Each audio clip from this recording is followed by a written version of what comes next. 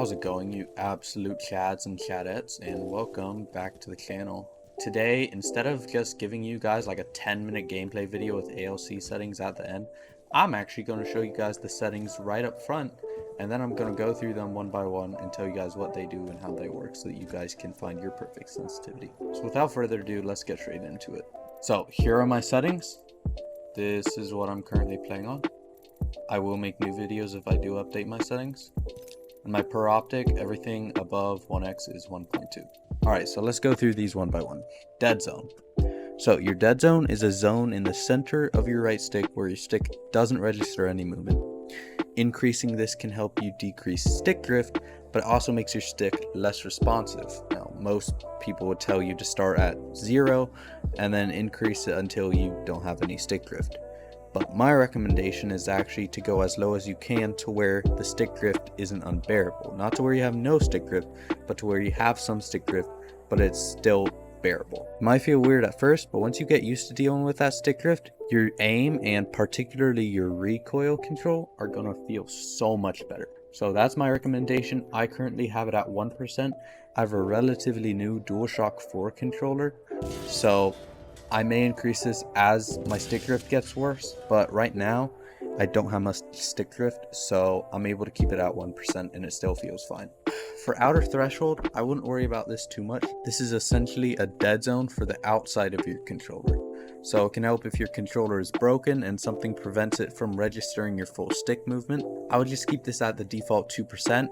Unless you're specifically having an issue with your controller that's preventing, like, let's say the extra turning from kicking in, which I'll get into later, but otherwise I wouldn't worry about this. Increasing it's just going to make your aim worse, in my opinion. Now, response curve. This is probably the most important setting, and it's best explained using the graph that's shown.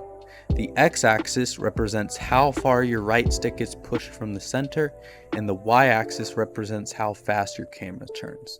So the higher your response curve is, the duller and slower your aim will feel.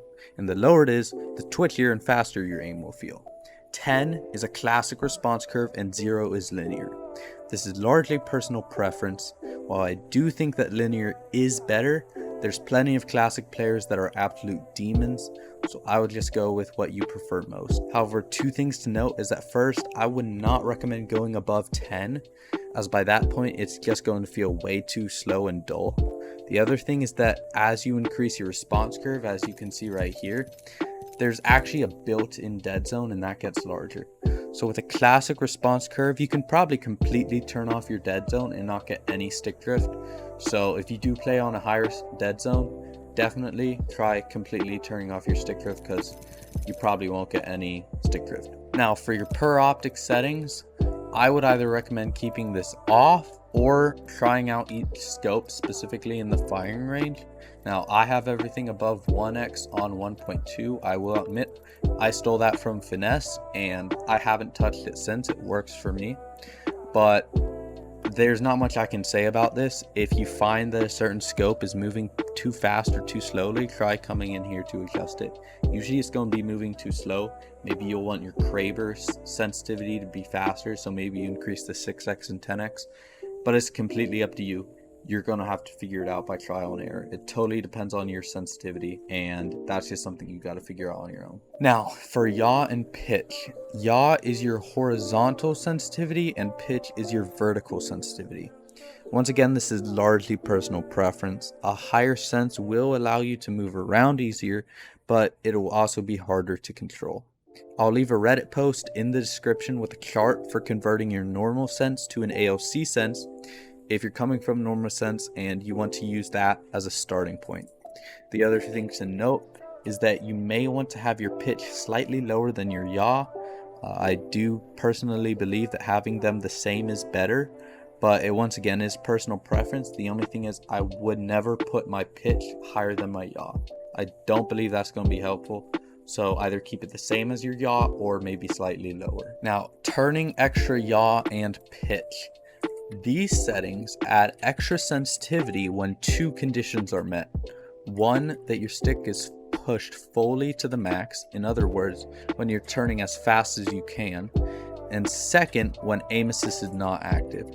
This means that you can use these settings to increase your sensitivity while doing movement, but still have a slower sense when actually in fights. Note that the total sense that the regular yaw and pitch can add up with the extra yaw and pitch is 500. It can't surpass that. So let's say if you play on 500, your turning, extra yaw and pitch aren't going to do anything because the total sensitivity can't go past 500. Now for the turning ramp up time, this setting makes it so that once the extra turning kicks in, it slowly ramps up to the max speed. While this can be good for ensuring the extra turning doesn't kick in when you don't want it to, I don't recommend using this setting, as I believe the next setting actually accomplishes this better, and that's the turning ramp up delay. Now what this is going to do is it adds a delay before the extra turning activates. Now I do recommend using this setting if you find that your extra turning is kicking in when you don't want it to, such as when you're too close for aim assist to kick in, or when Bangalore Smoke turns it off, or something like that when you don't have aim assist.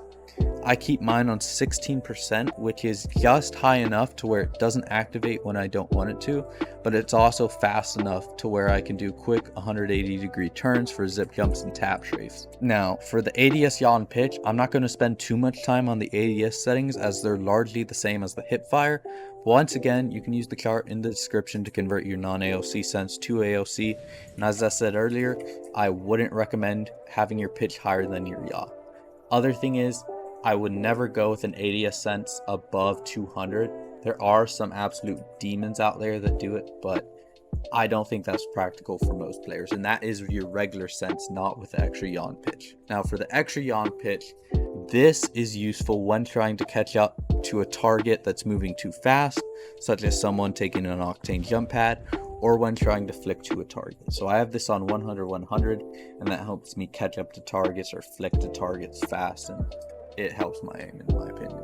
Now for the ADS turning ramp up time and delay, I wouldn't recommend using these on ADS. If you want to use the delay to avoid having your extra turning kick in when aiming through bank smoke, go ahead, but personally, I don't find that to be an issue. And then obviously target compensation and melee target compensation, that's aim assist.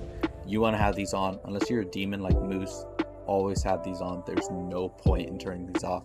If you are on console, you will have an option to turn on PC aim assist. This is going to decrease your aim assist from 0.6 to 0.4. I wouldn't recommend doing this unless you're specifically like practicing for competitive, because they do force console players in competitive to play on PC aim assist. But otherwise, just keep it on console aim assist. There's no reason to handicap yourself. Unless you want to practice to try to get better, there's no reason to turn it on PC aim assist. Just take the extra 50% aim assist, bro. It's broken. So I hope this video helped you guys out in finding what sensitivity you guys want to use. Once you know what all the settings do, you can really build up your perfect sensitivity based on your play style and what you want your sensitivity to do. I will be making other videos soon on my other settings, including my Steam configs, which allow me to tap strafe on controller. So if you guys want to see those, make sure you subscribe and turn on the notifications so that you don't miss those. I hope you guys have a great rest of your day and keep being the absolute chads that you are.